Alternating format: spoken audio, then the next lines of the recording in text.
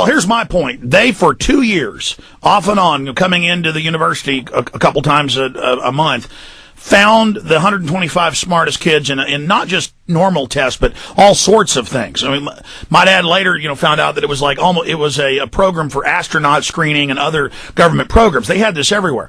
But then what they really selected them out for at the end was, okay, you're the sixth best after a 2-year program. They would give them the supplies, and my dad would go home and build a laser and then stuff like that. And, they'd see if they could do it. And at the end of it, it's okay. You've been chosen. You're going to be a minion of the ruling elite, and you're going to help carry out the extermination.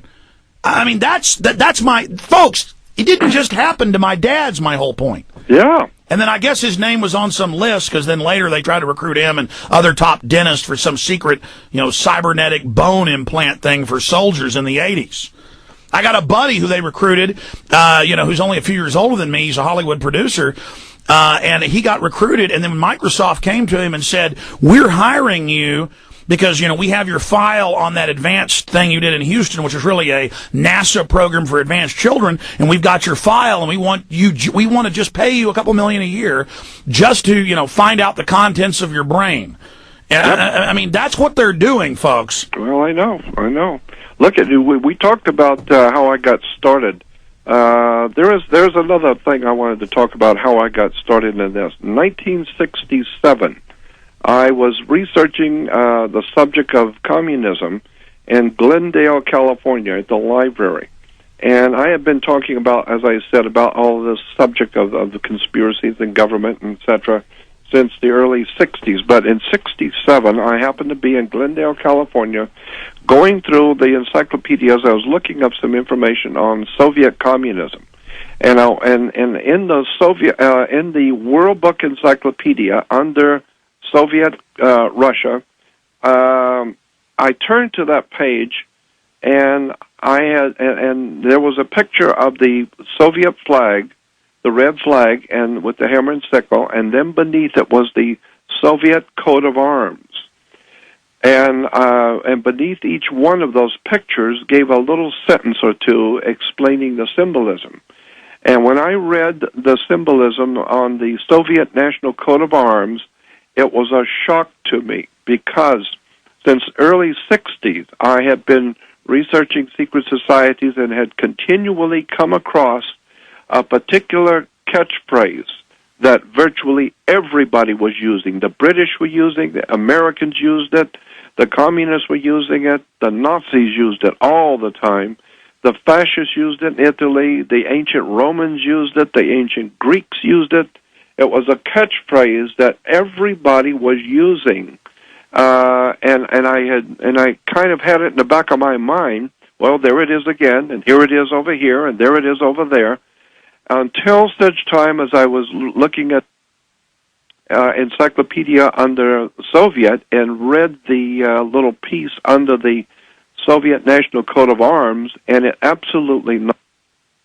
I was absolutely floored because for the first time I finally got it.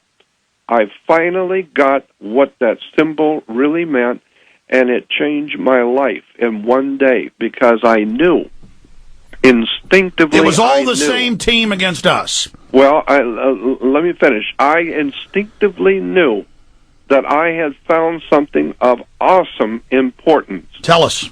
But I didn't understand what it was I found. I just knew that whatever it is I've got here is going to be explosive one day. I don't know what it is, but it's really important. What's the catchphrase? And the catchphrase was the dawn of a new day. Yes. And the symbol of the sun coming up over the earth in a mountain. And that's what California's got. That's everybody. Everybody uses it. It's used by the Russians, the Nazis, and once you see how it was used by the ancient Roman Empire, for the Caesars used it, and the ancient Greeks used it. In fact, their top standards wasn't even eagles. It was that rising sun. That's exactly right. The Japanese. Absolutely. So what does it mean from all of your... We know it's sun worship, but what is that new one, rising? That means that there is a rising on the earth of a very powerful, intellectual, secret order of light and intelligence that is superior to the human race. It's superior to humans. It is a rising of a light in the world, which is other world. The word I'm looking for is occult. There is a powerful secret society operating in the world. And Albert Sykes said that was Lucifer.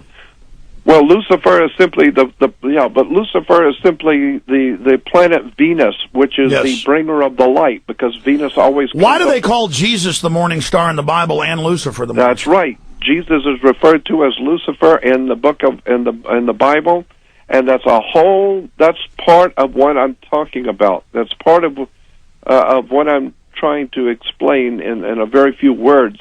There is a war between the two kinds of light: white light and black light. Black sunshine light is used in dance halls and entertainment venues where they use black light. Black light only shows up certain things, and a white light is different. So there's a war between two kinds of light, which means there's a war between two kinds of intelligence.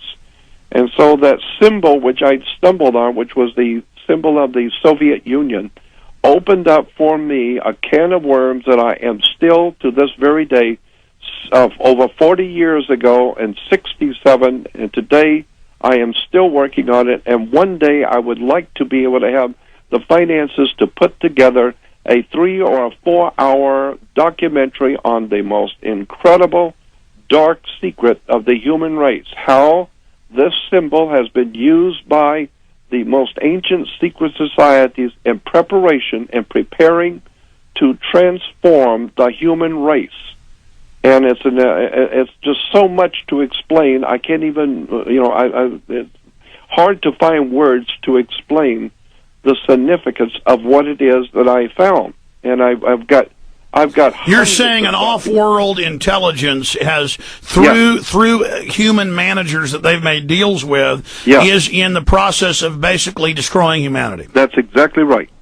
And they've been promised immortality and power and godhood if they will treacherously enslave their own species, and that's why generationally it continues. That's why it's more advanced than our greatest intellectuals. That's why it's so incredibly subtle that even our greatest minds have trouble. Like John the Revelator on Patmos, reveling at the beast, couldn't even believe what he was seeing. It's so huge that our greatest minds can't even hardly grasp it. And that's exactly right. Yeah. And let me give you one quick quote from a book, from a reference book on secret societies. I want to just give you this quote because it's very germane to what I'm talking about. This is a quote from a lady who was a member of the Golden Dawn Society, and she was very old when she left the Golden Dawn, and she was interviewed in France. And she said this. She said, I have been convinced that we, as an order, and at that point the Golden Dawn, I have been convinced that we, as an order, have come under the power of some very evil occult order, profoundly versed in science, both occult and otherwise. Though not infallible, their methods being black magic, that is to say, electromagnetic power, hypnotism, and powerful suggestion. We are convinced that the order is being controlled by some kind of a sun order, after the nature of the Illuminati, if not by that order itself, end quote. I'm telling you, when I was reading this, I thought, my God, there's something awesome that I have stumbled upon. I can't get to the end of it. I've just got hundreds. Are the true initiates of the true order less than 100? I would think so. Very, very, very small, select few who can really wrap their brains around what this whole thing is all about. It's the transmutation of the human race, preparing the human family on the earth for a new age, a new dawn of a whole new kind of earth. Hellish. And I'm telling you, I've been looking at this for over 40 years. I would love to be able to do something with it. But the problem I have faced, Alex, is that I don't have anything. I just live in 2 rooms with my sick brother, who have nothing because I've spent my whole life. Jordan, this is important enough that I can probably work with you or try to get some folks to help you. I would love to work with you on this and really do something with this subject that nobody's ever heard. Well, I understand that you want to do a masterwork with it, but I think something like the basic slide projection, but lay it all out because time is of the essence, and just get something. I mean, make it good. Put video over what you're saying as well, but like a slide projection with video, put over it, and you going to a few sites.